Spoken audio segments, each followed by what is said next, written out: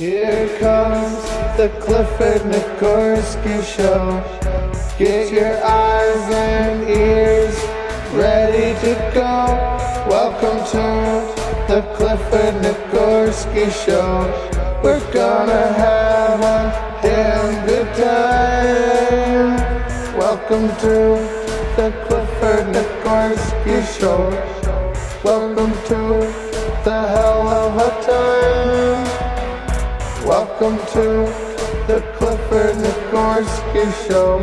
We're gonna have a hell of a time.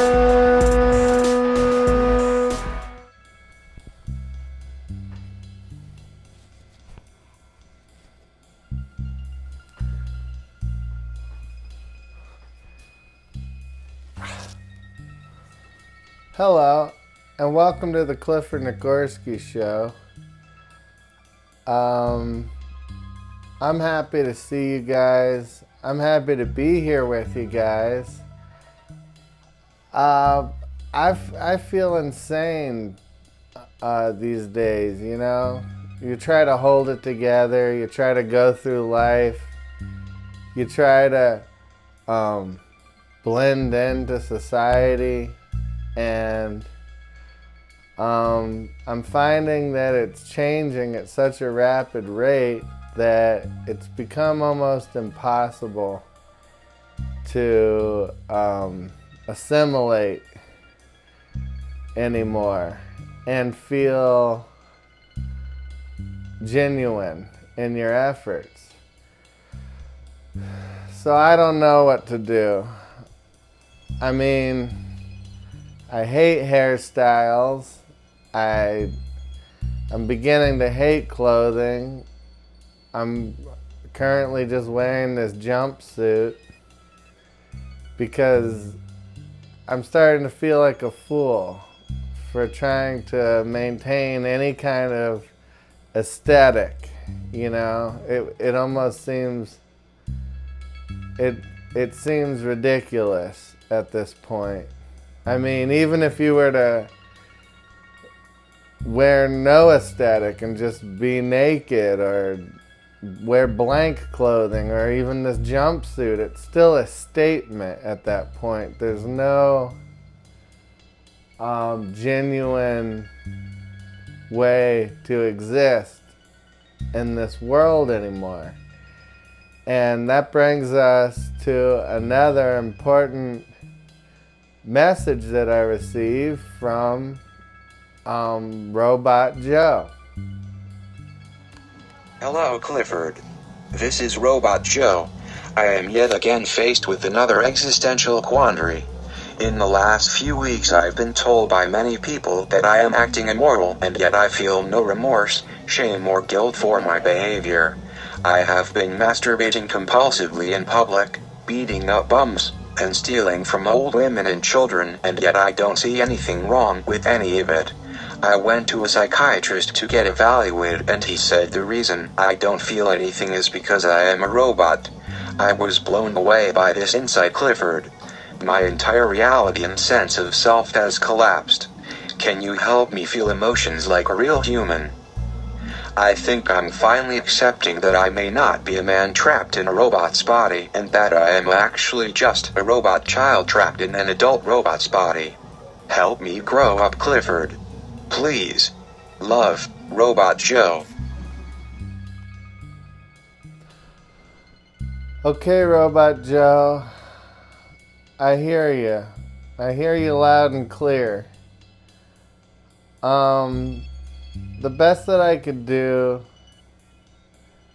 is explain to you a little something about humanity.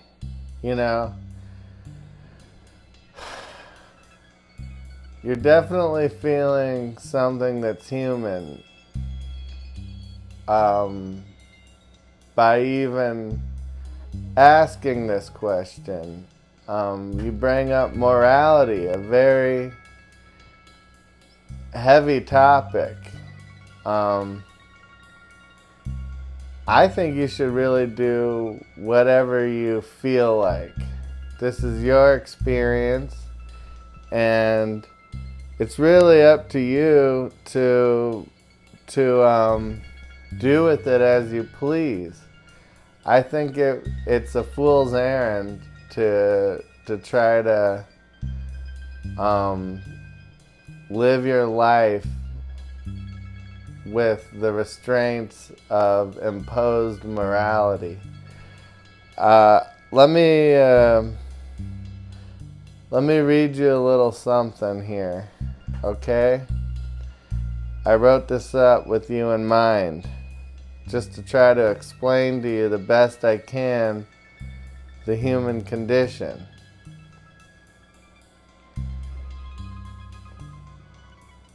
As the human condition evolves, we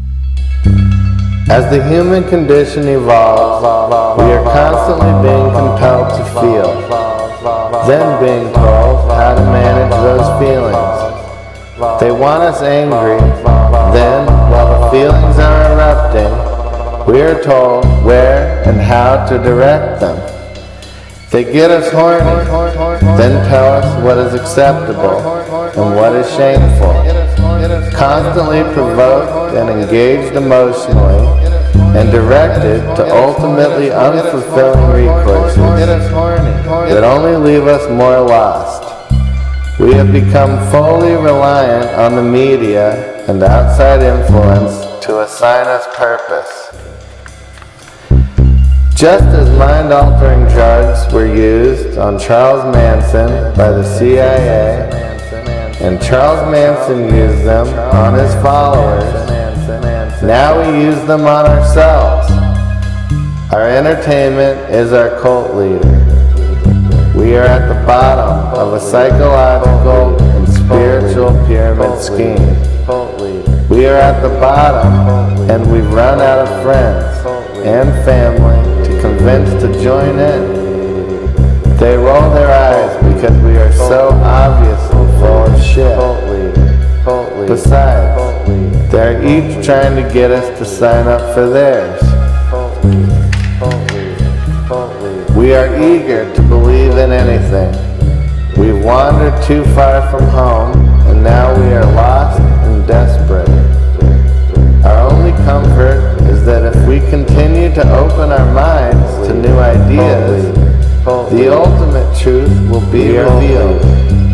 Yet the environment we have created is a treacherous place to make ourselves so vulnerable.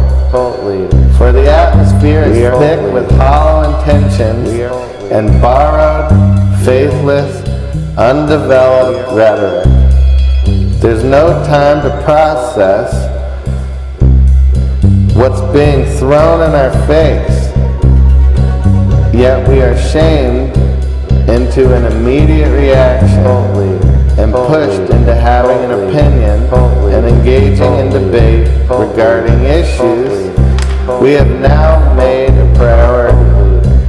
We ignore the simple things that truly affect our well-being and the well-being of those around us. There simply isn't enough time, resources, attention span, or structured concept of action to address all the popular environmental, financial, and social issues that are presented as highly urgent. Some of us see our condition for what it truly is. We observe this spectacle and find it fascinating. We are inspired by the ever-changing and shifting dynamics of humanity. For us, nothing has changed. We know that we live in the echoes of the past, masquerading as new experiences, a true testimony to mankind's creative nature.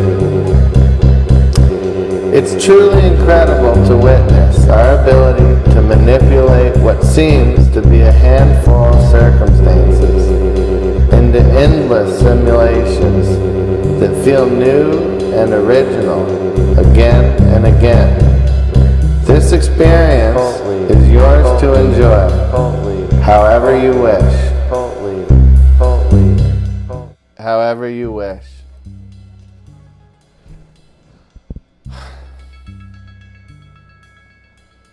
And that's all I can really tell you, Robot Joe. Enjoy yourself. Do what you think you must do. Do what your gut tells you to do. It's in you, I believe, the same thing that's in all of us. We've all gathered information, and now it's time for us to make the best decisions we know how. Just like with music or painting, there's primary chords and notes and colors. And we keep finding infinite ways to make them seem new and find new visions and interpret it in our own way. So the experiences are virtually never ending. And that's the joy of life. A lot of us play our part. A lot of us want to be the victims. A lot of us want to be the heroes. A lot of us want to do what's right. We don't know what's right. So we look to those around us and we follow the masses. We find out what we're supposed to be angry about. We think we know what our priorities are, but we really don't. We really don't know how to place order to so many impending issues. And I don't know how much hope there is for us. And it's not my place to find out. It's only my place to observe and enjoy and be inspired by and create. That's all I'm here to do. And it's fascinating to watch people. It really is. It's fun to zoom in there and observe the simple things that people do. Those are the cool things. What goes into making the big picture? It's 1 million people out there wandering around, standing in line, what they choose to do in the public restrooms, how do they want to behave? Those are the things. When you see the guy who's like in Silver Lake on the electric scooter and he's in traffic and he's behaving, he's taking the attitude of driving behind the wheel to the electric scooter. And it seems a little ridiculous, He's over there going, come on, let's go. Are you going to go or not? What are you doing? Okay, make a left. Go, go, go, go. And he's got that attitude that you acquire typically behind the wheel of a car. And he's out there in the open on this little electric scooter. And he's getting irritated with people. And he's bossy and intolerant of the people around him. But you can see it. You can see him out there, and you want to say, sir, you look a little foolish. The attitude that you have doesn't seem appropriate on an electric scooter. It's kind of supposed to be a casual thing. You kind of get in where you fit in. You're kind of like hoping that these cars who are trying to get somewhere even see you to begin with. Now he's acting like he's part of traffic. And as a society, I don't think we recognize the guy on the scooter as being part of the traffic. It's kind of just like, all right, get out of the way on that stupid thing. Come on, cars are trying to drive here. But I just think it's really cool to just take a minute out of my day to watch this guy on the scooter. You know, he's very entitled on that thing. He wants the same amount of respect given to the actual vehicles. He wants that respect applied to him on this little rented electric scooter. And that's amazing to watch somebody like that. And then you think that guy has opinions on major issues. And he's voting for people. And he's weighing in online about things. And his voice is being heard. And meanwhile, when he's out in the streets, on the road, he doesn't understand his position there. He doesn't understand what role he plays in traffic.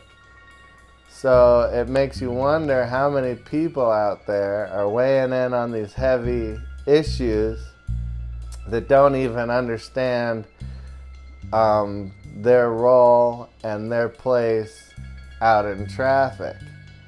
You know, the same thing with the guy who's in the bathroom and he's talking very loudly. He's on his cell phone. And he walks in and he wants the respect of the public restroom. He wants everybody to kind of like realize he's on the phone and keep it down a little bit. I'm trying to have a conversation here. And this person doesn't take the time to realize that you've walked in to an environment where people go. Maybe they're on a date. Maybe they're going through their day and they've been holding it together. The public restroom is where you let it all out. You're hacking up loogies, you're coughing, you're blowing your nose, you're shitting, explosive diarrhea sometimes. Sometimes you'll hear somebody over there who's really having a hard time. He's just,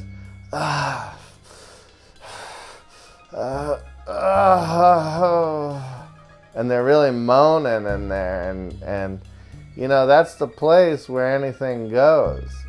And then for someone to walk in with their Bluetooth on, having a conversation, and to expect everybody to keep it down and be on their best behavior because I'm finishing up a phone call while I'm taking a piss. Come on. He's looking around like irritated, you know? And meanwhile, it's like I try to be a people pleaser. I'm sitting over there waiting to dry my hands. I don't want to hit the hand dryer because I'm going, well, this guy's talking. You know, isn't that going to be pretty loud? And then I have to say to myself, well, I got to assume this person knew what he was walking into when he went into that bathroom. He had to have known. Explosive diarrhea. The man who's struggling and making crazy sounds in there. You know, there's all sorts of stuff happening. Guys in wheelchairs trying to get from the wheelchair to the toilet. There's a lot going on. And then this guy's irritated. Like, what's the matter with these people? These idiots. You know, they're mad. So, anyways, I'm not sure what to say about this much more, but humanity, nothing's really changed too much. It's the same stuff. It just looks a little different, just like with the paintings and the chords and the rhythms. There's pretty much nothing that we haven't done, yet we still find ways to make it seem new. I don't think that that any experience is new so much as a past experience that has been forgotten. And now it feels new. But again, I hope this helps, Robot Joe. This is just a quick little zinger of an episode of the Clifford Nicgorski Show. Thank you to everyone who watches and listens. And please participate. Hit subscribe. Send me a message. Let me know what you guys want to talk about. I'm certainly happy that Robot Joe wasn't shy and took a few moments out of his day to interact with me over here. All right, have a gorgeous afternoon. Have a gorgeous evening.